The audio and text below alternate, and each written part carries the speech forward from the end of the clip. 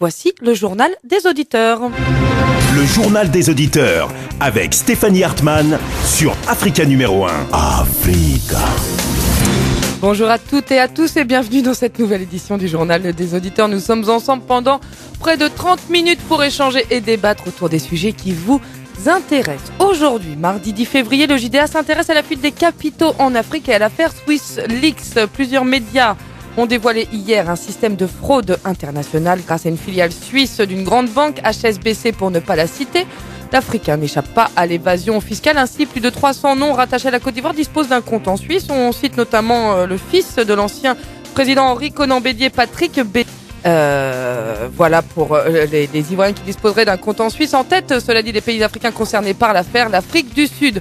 Alors, que vous inspirent ces révélations et qui sont les Africains qui disposent d'un compte en Suisse? Pour en parler, nous serons par téléphone avec José Ménébert, consultant en projet de développement, analyste économique et auteur d'un livre intitulé La francophonie, la Suisse et l'Afrique. C'est paru aux éditions Bouquelis. Pour nous donner votre avis sur ce sujet ou poser vos questions à notre invité, appelez-nous maintenant au 33 1 55 07 58 00, 33 1 55 07 58 00. Vous pouvez également nous envoyer des messages sur notre page facebook.com/journal des auditeurs.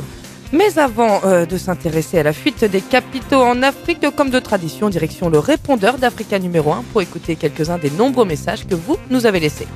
Le JDA, c'est sur Africa numéro 1. Oui, bonjour amis du JDA. Je suis interpellé par la fuite des capitaux et surtout qu'il s'agit, je crois bien, de 300 Ivoiriens qui ont leur compte dans ces banques.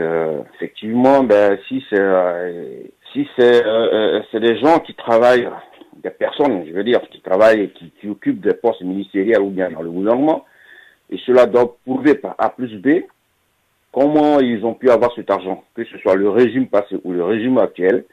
Ils doivent prouver d'où vient cet argent.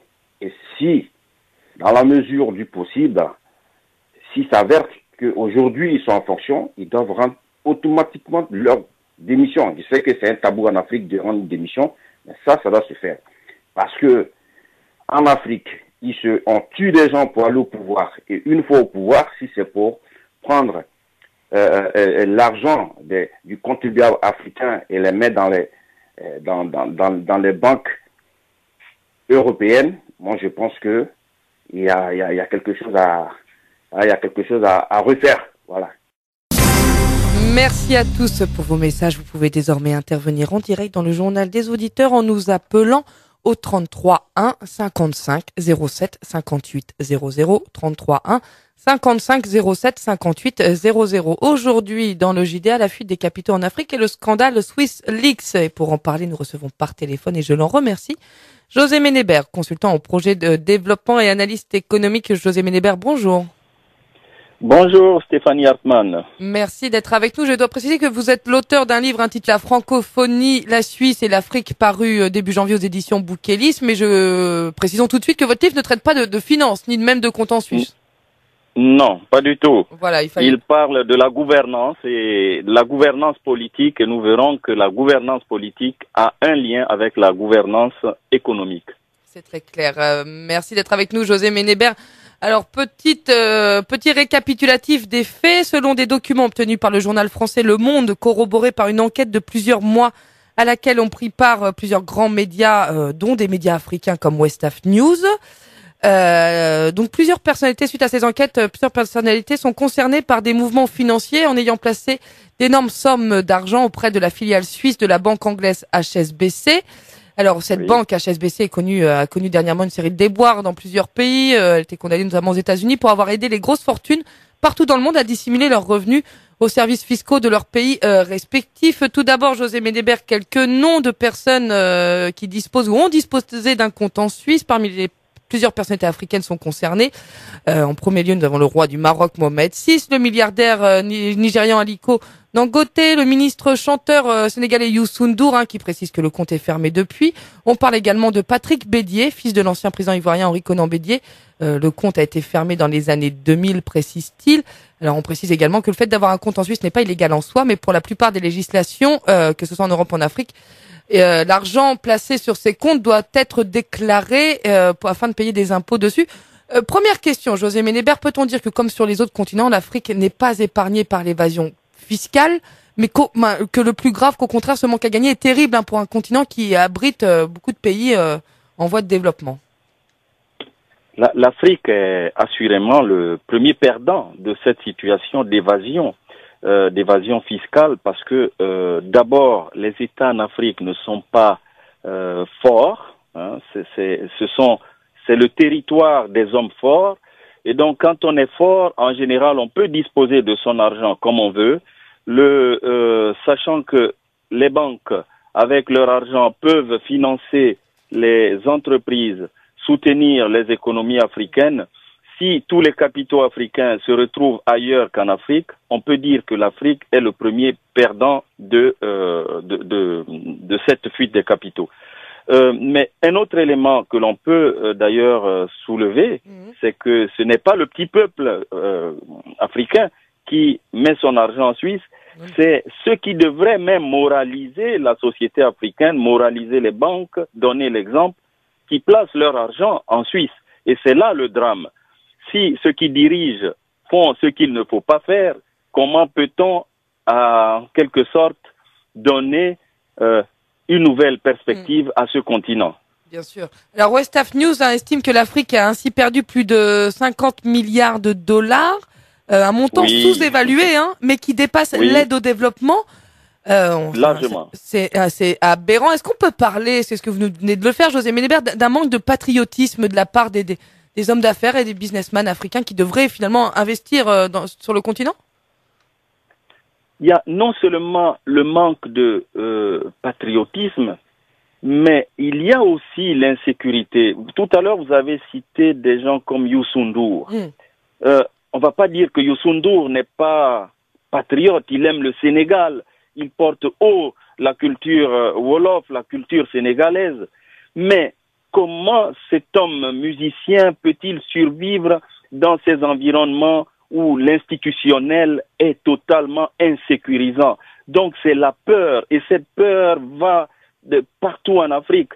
Les paysans quittent leur village parce que les terres sont invivables pour arriver en ville. Et même arrivé en ville, il y a encore l'insécurité, la misère, les écarts de richesse qui font qu'ils fuient encore pour aller soit dans les pays voisins, pour les pays les plus pauvres. Et quand ils vont dans les pays voisins qui sont un peu mieux, ils doivent encore fuir pour aller en Europe. Donc il y a l'exode rural, il y a l'émigration inter-État, mais il y a après l'immigration internationale. Il y a un problème vraiment qui différencie ces pays africains de la Suisse, par exemple. Aujourd'hui, le scandale que qui fait débat aujourd'hui, pour lequel nous sommes informés, n'est pas nouveau. La Suisse existe depuis 1291. La vraie question, c'est pourquoi tout le monde, dans la plupart des pays, veut placer son argent en Suisse?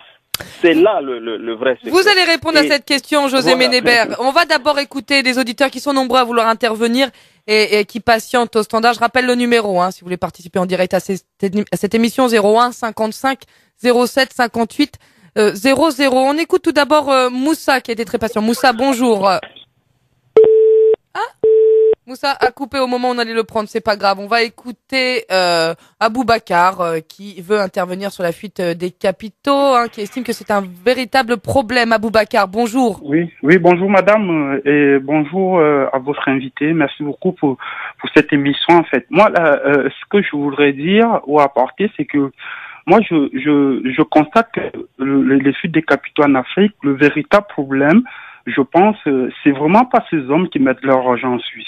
Le véritable problème, c'est les 14 pays de la zone franc qui déposent, en fait, si vous voulez, leur argent dans la caisse, en fait, si vous voulez. Le problème du franc CFA, c'est ça? Oui, justement. C'est ça le véritable problème. Parce que si vous me parlez, par exemple, de Youssou, du fils de Konavédié, tout ça, bon, certes, c'est quand même une somme énorme pour l'Afrique. 50 milliards, vous dites. C'est énorme. Mais c'est pas ça le véritable, je pense, c'est pas ça le véritable problème. Le véritable problème, africains, je pense, aujourd'hui, quand j'ai pris en fait note que vous allez faire l'émission sur ce fuite des capitaux, je me suis encore replongé sur le livre de Monsieur Agbaou, le franc CFA, l'euro contre. Oui, justement. Et là, je suis en train de pleurer. Je suis en train de pleurer parce que personne ne parle, ou du moins on parle peu de ça. C'est ce qui font, c'est vraiment ça qui tue les petits Africains, en tout cas de la zone franc CFA. C'est ça qui leur tue. Les fuites des capitaux que vous êtes en train de parler, c'est très bien, madame, c'est très bien, ils ne doivent pas le faire. Mais le véritable problème, le point essentiel, en fait, des fuites des capitaux, c'est cet argent que les 14 pays de zone franc déposent au compte de dépôt de comme une de réserve, la France, en fait. une réserve de change.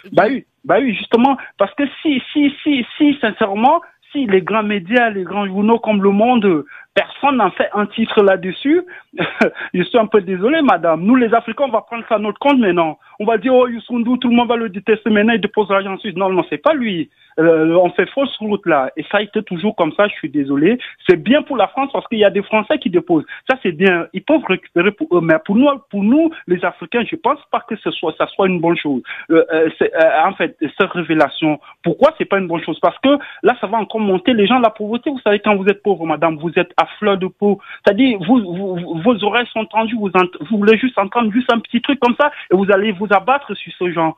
Moi, je pense que le véritable problème africain, c'est cet argent qu'on dépose à la France. C'est cette question de franc CFA et du dépôt dans, je sais plus comment on appelle ça, sur les comptes de change. Merci à Boubacar de votre appel. José Médébert va nous apporter une réponse après sur cette question du franc CFA. Mais avant cela, on va écouter Vania. Vania, bonjour. Oui, bonjour. L'évasion fiscale, bon, moi, je déplore tous les dirigeants africains qui sont sur la commande. Alors, j'ai pas de nom de président, hein, mis à part, pardon. Ah, coupez votre radio, Vania. Non, j'ai pas de radio, là, j'ai pas de radio. Ah, pardon, il y a un écho, Vania, on va essayer de vous rappeler parce que quand je parle, je m'entends. Attends, je vais essayer d'éteindre... Le haut-parleur, peut-être. Là, c'est mieux? Bof. C'est pas mieux. Mais, Vania, allez-y, on vous entend, on vous écoute. Je disais, c'est que, nous, au Congo, en RDC, on a eu l'exemple de Mobutu qui a laissé sa fortune parmi ses fortunes en Suisse. Donc, c'est une grosse erreur de laisser l'argent en Suisse parce qu'on connaît leur histoire. Ces pays vivent grâce à la sueur des autres, grâce au sang des autres, même s'ils ont fait la Croix-Rouge.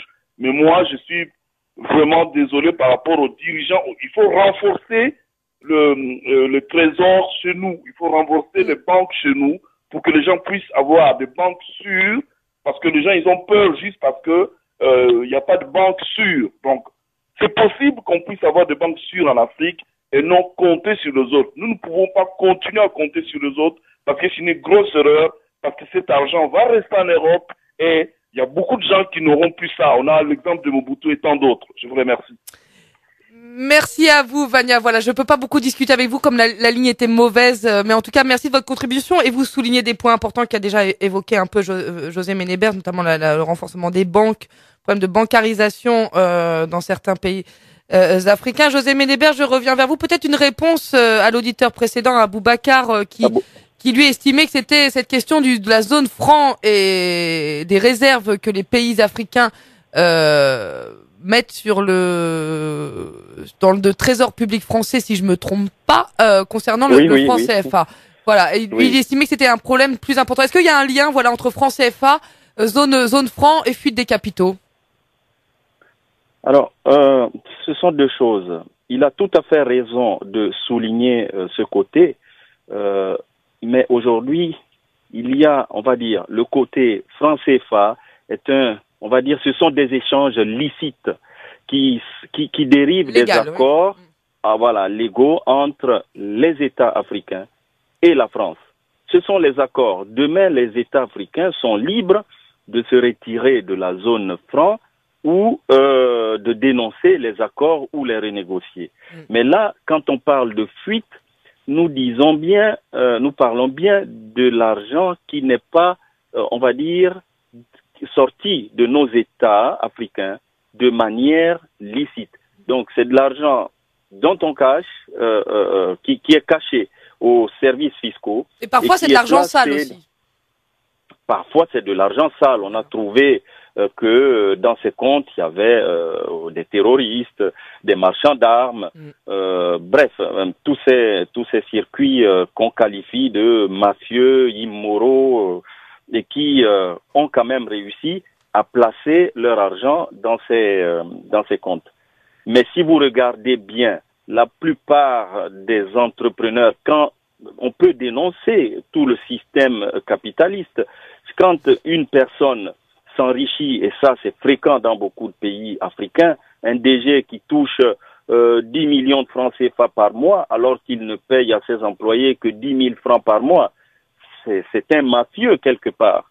Donc je reviens à la base, si la Suisse est attrayante au plan financier, c'est parce que c'est un État où l'argent est vraiment en sécurité. Mais il y a la confidentialité des données, José Médébert. On ne jette pas l'opprobre sur la Suisse, hein, José Médébert, un peu sur HSBC, mais moins sur la Suisse. Et un autre auditeur, Stéphanie, a souligné effectivement, et vous, comme vous l'avez fait, la nécessité de renforcer les banques africaines. Vous le disiez tout à l'heure, finalement, c'est si les Africains ne mettent pas leur argent en Afrique, c'est parce qu'ils ont peur qu'ils ne soient pas en sécurité. C'est bien ça? Oui. Aujourd'hui, en plus, il souligne un sujet qui est déjà d'actualité en Afrique. On sait tous que les banques en Afrique font des bénéfices énormes. Mais le problème, c'est que ces banques soit couvrent les personnes qui sont au pouvoir, soit participent même à l'évasion de l'argent de ces personnes vers la Suisse et vers d'autres pays. Ce sont eux qui font les transferts. C'est pas par Western Union ou par les valises seulement qu'on fait sortir l'argent. Mais ces banques ont encore un autre problème, la responsabilité sociale. C'est des banques qui ne contribuent pas à reverser un peu de leur richesse à ces hommes qui sont autour d'eux, tous ces pauvres, tous ces miséreux qui sont en Afrique. Donc, renforcer les banques, oui, mais surtout renforcer la législation et le fisc. Le contrôle sur ces banques-là. Le contrôle fiscal. Mais quand vous êtes au pouvoir et que vous avez les mains libres, vous êtes aussi libre de placer à la banque, comme directeur de banque, quelqu'un qui vous est proche, aux impôts, quelqu'un qui vous est proche. Vous croyez que quand vous placez des inspecteurs des impôts qui vous sont proches, ils vont vous empêcher de faire sortir de l'argent? Non. C'est tout un problème vraiment général de gouvernance qui est aujourd'hui en train de s'effriter. Et je me réjouis que l'informaticien Hervé Falciani ait sorti ces fichiers parce que c'est à partir de ces axes-là que nous pouvons réellement réfléchir sur les problèmes de nos États. Mais ne pas nous perdre sur les effets, les parties immergées de l'iceberg. L'iceberg est là, il est caché. C'est lui qu'on doit aller déterrer. On entend bien, José Médébert, hein, la nécessité de moraliser effectivement le secteur bancaire et aussi pour nos États d'avoir un système fiscal clair. Restez avec nous. On va écouter un auditeur qui souhaite intervenir. On va écouter Arnold. Arnold, bonjour. Oui, bonjour Stéphanie, bonjour Monsieur Baird. Bonjour Arnold et bienvenue, on vous écoute. Bienvenue, mais je salue aussi tous vos auditeurs. Oui, je me permets d'intervenir en disant quand même qu'il y a une notion qu'il faut pas oublier, c'est que quasiment depuis le début de ce siècle, la Suisse est devenue quasiment une société de captation, pour ne pas dire de prédation, des avoirs étrangers. Donc, on peut rappeler les différents scandales sur les avoirs de nos dirigeants, on peut rappeler différents scandales sur les avoirs de grandes sociétés américaines, on peut rappeler différents scandales sur les avoirs de l'argent des nazis, ainsi de suite, ainsi de suite. Donc, au final, c'est une politique. Donc, il faut pas non plus oublier que ça rentre dans un contexte, j'allais dire, économique, dans le sens où, comme il n'y a pas d'harmonisation fiscale en Europe, automatiquement, les gens vont placer là où déjà il est le plus dur à trouver, et deuxièmement, où la législation et la République couvrent le secret bancaire. Donc, si on part du principe que la Suisse est un État fédéral, ça veut donc dire que la Suisse organise automatiquement la prédation des autres États autour, parce que c'est ça qui est révélé dans ce scandale. C'est pas que on fasse de l'optimisation fiscale, c'est simplement que la Suisse, au travers de ses banques, met un système qui va capter la richesse des autres pays. Et tout à l'heure, vous parliez et vous évoquiez le cas de nos dirigeants africains. Je prends par exemple le roi du Maroc. Le roi du Maroc, c'est le souverain royal. Si lui ne place pas son argent et les revenus de ceux qui peuvent générer dans son pays, mais qui va les placer? Alors que l'environnement bancaire du Maroc est d'ailleurs plutôt sécurisé. Et je pense, quand même, le Maroc investit partout dans tous les pays, que ce soit de la sous-région, avec des compagnies d'aviation, avec des sociétés minières et ainsi de suite, mais pour son propre argent, il ne le laisse pas au Maroc. Donc, c'est aussi la responsabilité de deux hommes politiques qui ne sont pas la grandeur de nos États. Obama disait qu'il faut des institutions fortes et non pas des hommes forts. Et c'est ça le problème. Tout puissant, tout roi qu'il est, il n'est pas fort parce qu'il ne respecte pas l'avenir de son pays, de son royaume. C'est en ce sens qu'il faut aussi éduquer les masses et dire que nous sommes aussi responsables parce que quand nous allons voter, même si les votes ne sont pas forcément et obligatoirement dans la respectabilité de ceux qui devraient être, mais il faut faire attention. Alors, le système politique qu'on va choisir doit aussi comprendre qu'il faut des contre-pouvoirs. Et malheureusement, nos États n'offrent aucun contre-pouvoir. Tout à l'heure, M. Baird disait justement que les politiques vont nommer ceci, cela. Oui, mais ça, c'est encore une fois dans un culte de la personnalité. Dans un pays de droit, avec une strate différente à chacun niveau pour les nominations et autres, le politique tout puissant qu'il est ne peut pas intervenir parce qu'il aura un contre-pouvoir qui va limiter son action. Oui, soit par le Parlement ou... Voilà, soit par le Parlement, soit par les administrations, soit par les contre-pouvoirs légaux, judiciaires et ainsi de suite. Mais chez nous, c'est Monsieur X qui nomme tout le monde. Non, on peut plus. Ça ne doit plus être ainsi, même si, j'allais dire qu'ils doivent avoir une certaine qualité pour pouvoir avoir une décision finale parce qu'il reste la personne la plus importante. Mais il faut rester dans le cadre purement légal. Ce que en conclusion, Arnold. Ce que dénonce ce scandale, c'est quand même la légalité de ses actions. C'est ça qui est terrible, c'est que, je prends juste une petite référence historique, de 1945 à 1980, les États-Unis imposaient 80% des revenus. Mais les Américains n'ont pas fait des États-Unis. Pourquoi? Parce que la loi oblige tous les Américains à payer les impôts aux États-Unis, où qu'ils soient dans le monde, ou quelque bénéfice ils fassent, sinon c'est la tôle directement. Donc vous voyez, il faut aussi justement insister sur ce problème de légalité. Voilà. C'est très clair.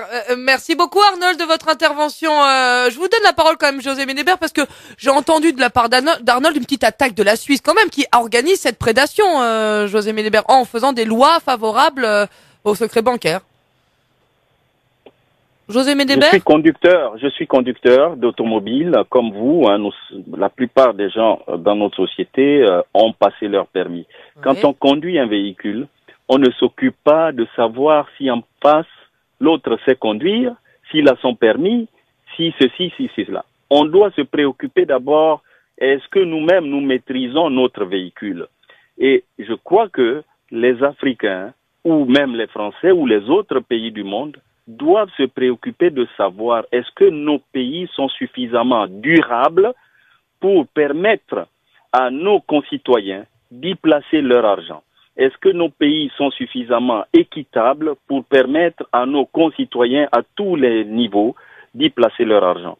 Voilà pour moi en quelque sorte le vrai problème. La Suisse est effectivement un pays où les choses sont bien ordonnées, bien cloisonnées. C'est un État qui existe depuis 1291. Il a plus de 700 ans. Le plus vieil État au monde. Ils n'ont pas connu de coup d'État, de guerre civile. Il y a eu avant la Constitution de 1848 des échauffourées entre communautés. Mais c'est un pays extrêmement réglementé. Extrêmement exemplaire à vous entendre, José Ménébert. On a bien compris que vous aimiez beaucoup la Suisse et son fédéralisme. Restez avec nous, il y a encore quelques auditeurs qui souhaiteraient intervenir. Je voulais préciser avant cela qu'en Côte d'Ivoire, comme au Sénégal, selon les listings donc récupérés par les journalistes du Monde, la plupart des personnes concernées, c'est des ressortissants libano-syriens qui détiennent des comptes chez HSBC. Environ 2/3 des clients de HSBC en provenance de ces deux pays, donc Côte d'Ivoire et Sénégal, sont des libano-syriens, parmi lesquels figurent des noms de familles connues dans le secteur industriel, manufacturier ou dans l'import-export. Il fallait le préciser. Augustin, bonjour. Bienvenue dans le journal des auditeurs. Bonjour Stéphanie. On vous écoute. Voilà, ma contribution en est ceci. Voilà, je voudrais dire que d'abord les gouvernants n'aiment pas leur peuple. Et quand on n'aime pas le peuple, on s'adonne à ce qu'on appelle la corruption. Et la corruption étant la gangrène importée de l'extérieur, faire de sorte que la loi n'est pas respectée. Et quand on ne respecte pas du plus haut, on ne respecte pas la loi, on peut pas, n'est-ce pas, dire à quelqu'un, on peut pas pénaliser quelqu'un qui se permet donc de faire fuir l'argent. Vous voyez, tous ces gens dont vous venez de parler, où ils ont trouvé cet argent? C'est la corruption. C'est bien la question sur l'origine de l'argent, effectivement. Ils trouvent l'argent de façon illicite et quand on voit l'argent, on dit bon mais... C'est pas forcément de l'argent illicite, Augustin, il faut qu'on soit clair, hein, ça peut être des bénéfices d'entreprise, c'est pas forcément de l'argent sale ou de la corruption ou de l'argent illégal, on ne sait rien sur la provenance de l'argent. Ah oui, ben justement, c'est parce que il y a pas de contrôle. Mais cela dit, si je peux vous éclairer un peu, il y a beaucoup de gens d'industriels, donc c'est d'argent qui provient d'affaires, de diamantifères aussi. Ils ne veulent pas travailler pour nous Africains. Ils veulent travailler pour les banques en Suisse. Sinon, ils pourraient investir cet argent dans le pays pour que tout un chacun puisse travailler avec cet argent. Mais non. Bon, les Libanais dont vous parlez, eux, leur argent, s'ils investissaient, par exemple, en Côte d'Ivoire, mais ce serait formidable. Mais ils sont là pour puiser les ressources du pays pour aller chez eux ou pour aller enrichir d'autres cieux. Voilà un peu ce que moi je voudrais dire à ce sujet. Vous voyez, s'il y avait vraiment la loi et que tout le monde respectait les règles, comment dirais-je, les douaniers pouvaient bien protéger les frontières. Les frontières et partout, on n'aurait même pas ce genre de problème. On ne serait pas dans les questions de gouvernance politique, en effet. Merci beaucoup, Augustin, d'avoir participé à cette émission. On va écouter un dernier auditeur. On va écouter Patrick, qui veut revenir un peu sur le franc CFA. Patrick, bonjour. Oui, bonjour. Je vous remercie de me prendre. Alors, en fait, moi, j'ai un avis qui est assez, qui va dans le sens d'un auditeur tout à l'heure, qui parlait donc du problème du franc CFA. Effectivement, je pense que le franc CFA est l'un des premiers mots donc de l'Afrique centrale, en tout cas donc des ex-colonies françaises, puisque l'argent que nous gagnons à l'extérieur, on le met dans un compte en banque, normalement qui rapporte donc de l'argent, donc des intérêts, et ces intérêts ne reviennent pas au peuple africain. Donc l'évasion fiscale aujourd'hui dont on parle n'est pas un problème en tant que soi, dans le sens où, même dans l'histoire de l'économie européenne, l'évasion fiscale a toujours existé. Donc, alors voilà, c'est comment on combat l'évasion fiscale, c'est bien ça. Moi, je m'en contente. Même si ça existe en Europe, c'est dommageable pour l'Europe quand vous voyez des pays comme la Grèce, qui sont des pays très endettés, et alors que certains armateurs de riches millionnaires grecs, mettent leur argent en Suisse, ça pose un problème aux économies européennes également. Bien sûr, ça pose un problème. Mais ça, je pense que ça pose un problème dans le sens où ce sont des personnes qui ont pas mal de revenus, qui ont le pouvoir, qui réalisent ce type d'opération, qui mettent à mal donc l'économie de ces États-là. Mais dans le sens où on a parlé tout à l'heure de Youssou N'Dour, donc c'est une personne presque lambda puisque ses revenus ne sont pas égaux à un milliardaire. Donc on peut pas le comparer. Mais je pense aujourd'hui que depuis la décolonisation qu'on a eue en tout cas, les accords qui ont été mis en place par la France et avec dans des pays des ex-colonies, font que les Africains, le peuple africain ne peut pas se développer et ne peut pas combattre effectivement même l'évasion fiscale puisqu'on n'a pas des armes. On entend bien. On va pas. Merci Patrick de nous avoir rappelé. Effectivement, le franc CFA est un sujet en soi et aussi certains estiment que ça pénalise. En tout cas, n'est pas le reflet des économies qui l'utilise. Merci beaucoup. Je ne vois plus votre prénom. Patrick, pardon. Merci beaucoup Patrick pour votre appel. Bonne journée à l'écoute d'Africa numéro 1. Puis on refera une émission entièrement sur le franc CFA. Je voulais également vous dire que parmi les Africains concernés, on retrouve des noms comme Roger Boka, qui est un industriel du tabac, c'est un Zimbabwéen, Johnson Mutama, qui est un businessman kényan, Rachid Mohamed Rachid également, qui est ancien ministre des Affaires étrangères égyptien. José Ménébert, peut-être en conclusion, on arrive à la fin de l'émission. Faut-il prendre des sanctions, être plus vigilant? Il faut être très vigilant. Il faut que nos États, d'abord, nos populations, comprennent que tout ce qui va en dehors de l'Afrique, c'est un manque à gagner pour elles.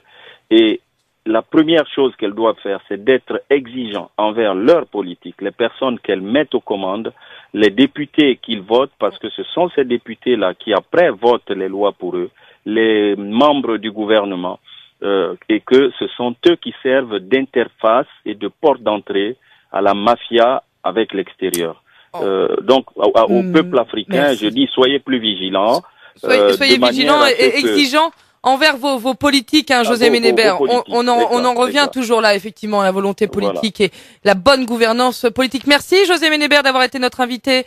Je rappelle que vous êtes... Je vous remercie, merci Madame Asman. C'est gentil, merci, José Ménébert. Je rappelle que vous êtes consultant en projet de développement, analyse économique, grand adepte de la Suisse et auteur d'un livre intitulé, je vous taquine, à la francophonie, la Suisse et l'Afrique. C'est paru aux éditions Bouquelis. Bonne journée à vous, José Ménébert. Merci à tous d'avoir participé. Vous pouvez continuer le débat sur la page Facebook de l'émission, facebook.com/journal des auditeurs.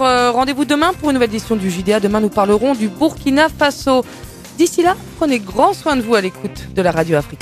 Le JDA, c'est sur Africa numéro 1.